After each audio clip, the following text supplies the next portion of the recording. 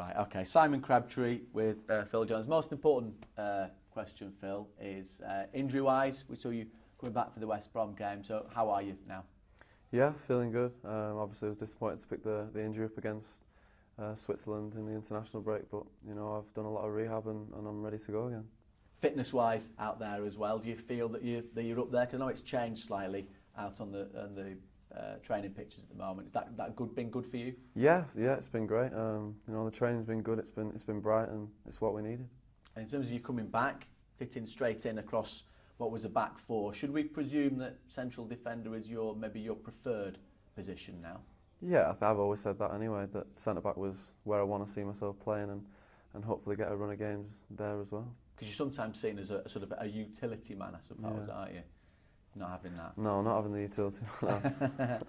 Let me take you back. It's not that long, to be fair. You seem a lot older, I think, than you actually are because of what you've done so far. But your Premier League debut for Blackburn, I remember it well. What do you remember of it?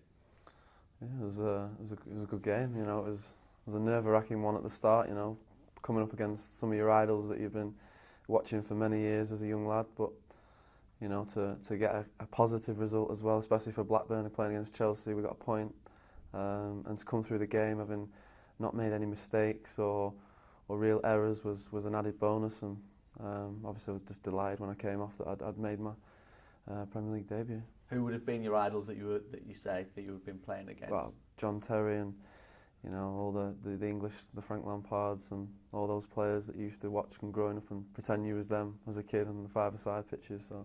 Do you remember much of that challenge that you put in on Frank Lampard that seemed to lift the roof off Ewood Park? Yeah, there was a couple of duels in the middle of the park, and you know I knew I had to win it because they could have broke, so I just had to clean everything out, if you like, and managed to win the free kick as well. Because you didn't seem overawed at all that day. You looked really naturally, automatically part of the Premier League. Did you feel that? Are you that confident in yourself?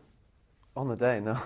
On the day, it was really hard to, you know, I had to pinch myself and just try and focus on the game and not let anything else around me or my friends try and, you know, tell me different. But like I said, I was delighted once I got through the game and making the debut.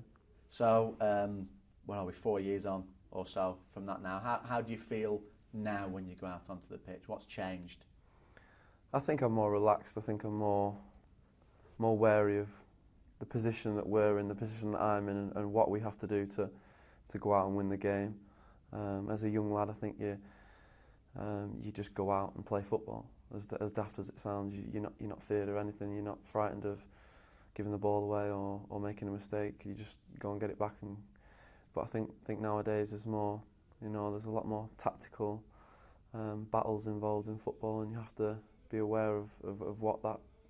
You know, what comes with that in that particular game. So just mentally that must change quite a lot then for you, does it? Did your game change as a result as well? Yeah, definitely. I think you've got to be mentally prepared for all the games, but you know, every game's different. You're coming up against different tactics, different teams, different styles of football, and you know, you have to be wary and mentally prepared for it all. So in terms of Chelsea then, it's been described as sort of the great defenders against the great attackers. Is that fair, do you think? Yeah, I think so. I think they've proved this season that they're defensively a sound unit. They work well together, and we've just got to find ways of breaking that down, and that's what we've been doing in training. So do you relish games like this then, in terms of taking on effectively what has been described as one of the other great attackers? Because they're quite physical, aren't they? Yeah, definitely. I think this is the game. These are the games that, you know, when the fixture list comes out, the games you want to be playing in and being a part of. And we know it's going to be a difficult game, and they're a good team. But you know, so are we. We've got some good players as well. So and we're at home, and hopefully with our home support and us playing well at the same time, we'll hopefully get the 3 points we want. Their record suggests they're not bad. Obviously unbeaten so far. How good are they, do you think? They're a good team. You know, there's no hiding that. They've proved this season that they can, you know, they play the way they want to play, and they do it well as well. But we've just got to find a way of managing that and coping with it and using our, you know, attacking threats to exploit. Two ways, I suppose, of looking at this. If they win, 13 points clear. So does that put them out of reach? If you win and you make it up a bit of ground, is that game on for you to chase them? Yeah, it's definitely game on if we win, and that's ultimately what we need to do. Vice versa, if we don't, then it does become even more of a tougher task, but not impossible. But it becomes harder, definitely. 7 of the 8 teams that you've played so far were teams that finished 12th or lower in the Premier League or below last season. The next 8 games you'll face what were the top 4 teams of last season. So will we know probably more about Manchester United, man? What will we know about Man United after the next set of games?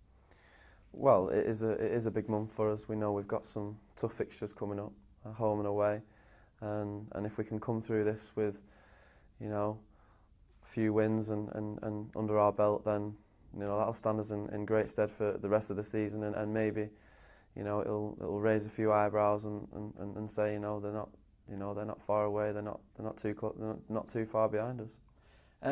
Has the fear factor returned to Old Trafford now? 3 consecutive wins at Old Trafford suggests it might.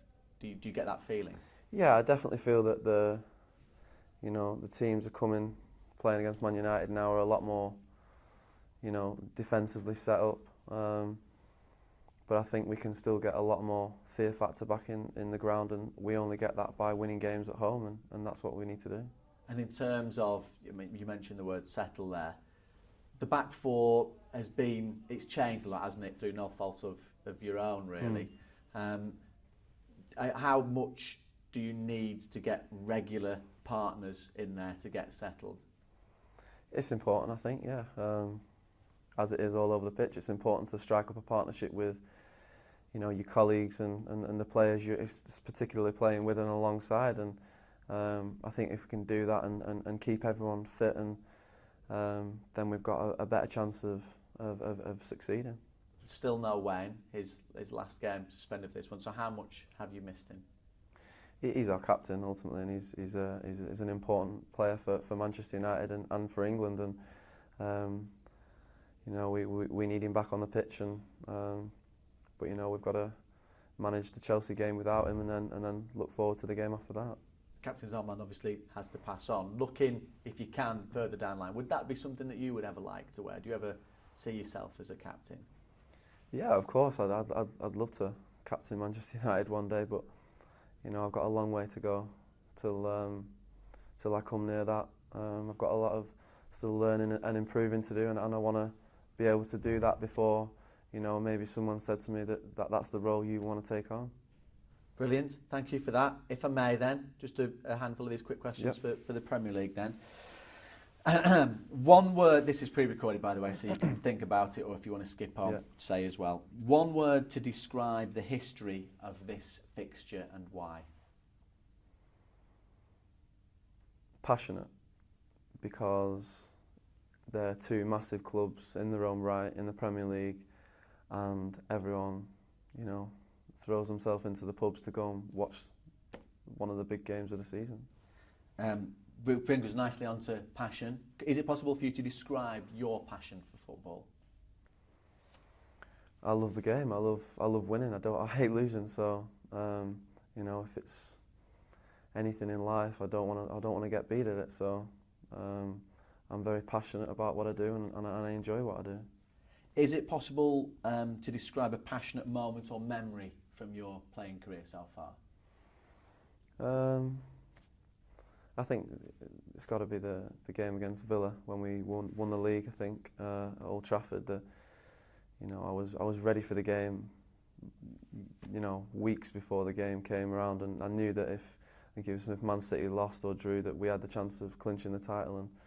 And I've never been more ready for a game in my life. And do you know what sparked off that passion? Is it possible? Was it maybe your parents or somebody that ignited it? Yeah, my mum and dad were a massive influence on that. Ferrying me around and all the training grounds when you was younger, the under-18s and so on. So yeah, they played a massive part. Good Leyland boy.